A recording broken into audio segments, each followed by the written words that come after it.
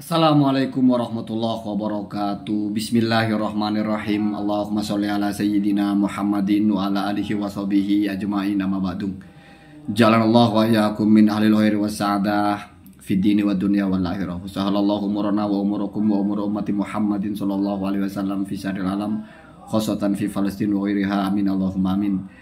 Saya sudah sempatkan diri menyimak konten sekitar 1 jam lebih dialog antara Gus Jazuli dengan Kiai Haji Imaduddin Utsman Al-Bantani bicara tentang kitab sezaman. Ternyata Kiai Haji Imaduddin itu berfokus kepada 2 kitab, yaitu kitab Ar-Rasail dan juga kitab Muqaddimah fi Ilmin Nasab. Dimana kalau secara bahasa tidak ketemu di situ ada Kutubun Nasab Al-Mu'asir atau Al-Aqrab. Jadi tidak ada. Jadi kalau kita bicara redaksi tulisan mantuk atau maktub tidak ada. Tetapi mereka berdua ini memahami bahwa kitab tidak boleh bertentangan dengan kitab sebelumnya dan sebagainya. Sebetulnya kalau itu dalam rangka menjawab apakah nasab harus ada kitab sezaman, itu agak lucu. Karena pembahasan kitab nasab saja di situ masuknya turuk bukan syurut. Artinya salah satu jalur. Kita kalau waras itu namanya salah satu jalur. Berarti nggak mesti harus terbuka jalur itu. Bisa jalur yang lain tuh. Ini sudah misalnya kita anggap ini perbedaan kita memahami isi kitab antara saya, antara siapapun yang tidak mengharuskan ada kitab sezaman itu dengan Keimat dan kawan-kawannya dalam memahami ibarah misalnya. Walaupun saya udah malas membedah itu. Anggaplah kita apresiasi bagaimana Kutubul Usul itu dianggap kitab asal gitu. Padahal kalau dalam nasab itu usul furu itu adalah usul itu leluhur, furu keturunan, tapi tidak penting itu. Karena di situ narasinya bukan mukhalifan li kutubil usul, bukan mukhalifan lil usul. Ini usul apa maksudnya? Apakah usul dalam ilmu nasab berarti leluhur? Apa usul artinya kitab nasab usul? Kayaknya dalam bab nasab itu tidak pernah ada disebut kitab nasab usul ya. Yang ada kitab nasab mutaqaddimin, ada mutaakhirin. Tapi kalau mereka bikin istilah-istilah, udah malas saya nanggapi itu. Tidak penting juga ditanggapi itu. Tetapi okelah anggap ini satu pemahaman mereka ngegas al-abdal lah atau apalah, ruk'ah atau apalah, anggap itu sezaman. Itu bukan surut tapi turuk. Sejak kapan salah satu cara itu menjadi keharusan? Anda memasak ikan itu bisa digoreng, bisa direbus, bisa dibakar.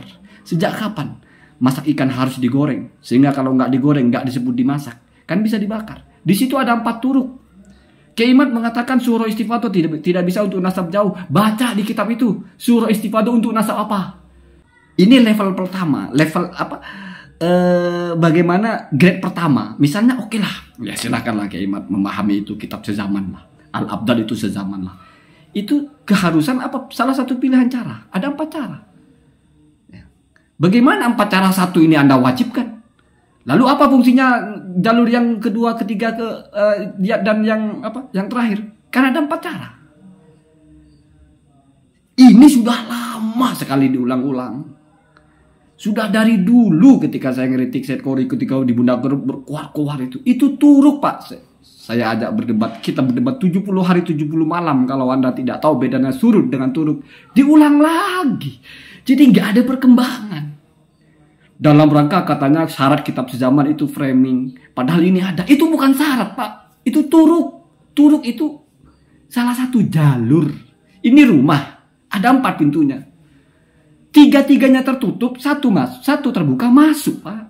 Kecuali kalau 4-4-nya tertutup. Baru tidak bisa. Kenapa wajib 4-4-nya terbuka? Ini logika dasar satu. Yang kedua. Kalau misalnya saya tadi bilang malas menanggapi ini karena sepertinya menjawab Keimat itu seperti apa bahasanya? Seperti ngecer di air. Oke, misalnya sudah terbantah, sudah kalah, nggak ada kitab sezaman ini. Bukan surut itu turuk selesai. Apakah lalu nasab balawisa kata Keimat? Enggak, masih ada 12 pertanyaan. Jadi untuk apa ngotot sampai segala baca-baca kitab menjelaskan kitab sezaman? Toh pada akhirnya kitab sezaman itu tidak lalu menjadi balawisah kok kata Keimat.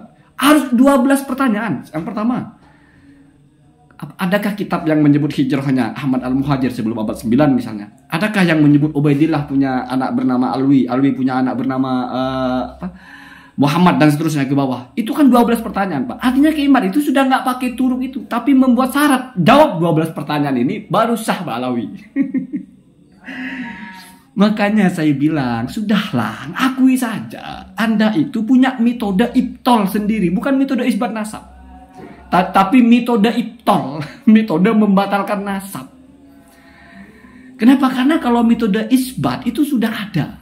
Turuku, subutin nasab itu sudah ada. Entah Anda menganggap yang khotun nasabah itu kitab sezaman, ada turuk kedua, turuk ketiga, turuk keempat. Itu baru satu turuk. Selesai persoalan. Tapi dilapisi lagi dengan 12 pertanyaan. Jadi itu bukan mau mengisbat nasab, itu mau membatalkan nasab. Jadi turuku ibtolin nasab itu.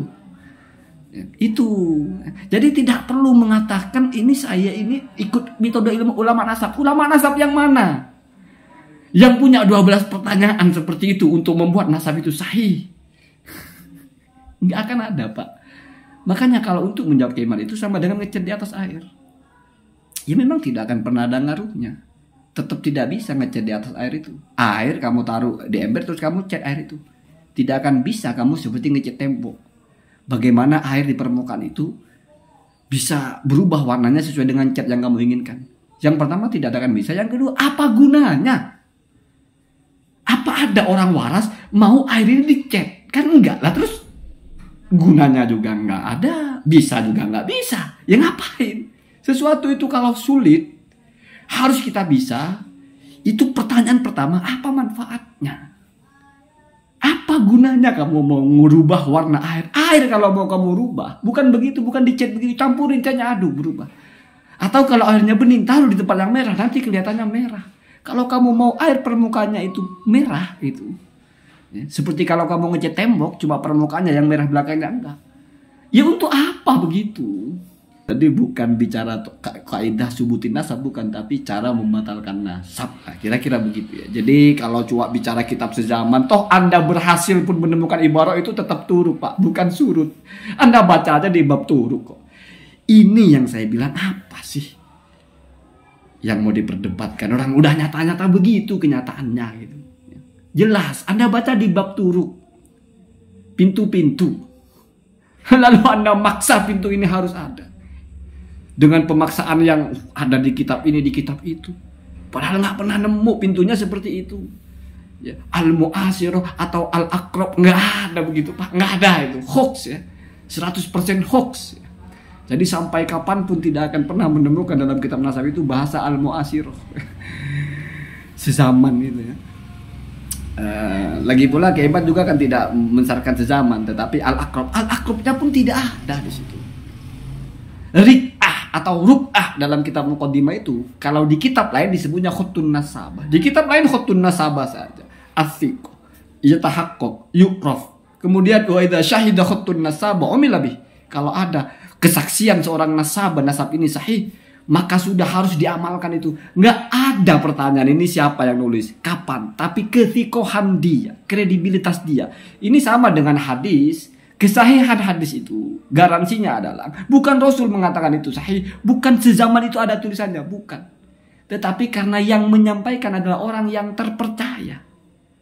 Itu Pak, itu karena nasab dan hadis ini sama-sama jalurnya jalur riwayat, ilmu yang dipindahkan dari transformasi informasi, begitu ya. Jadi ngecat dalam air ya, bukan ngecat dalam air, ngecat air ya. Ya kalau ada yang mau memaksa silahkan. Ya kalau bagi saya, ya apa hebatnya walaupun bisa, dan untuk apa juga, kan nggak ada gunanya ya. Allahumma dina. Assalamualaikum warahmatullahi wabarakatuh.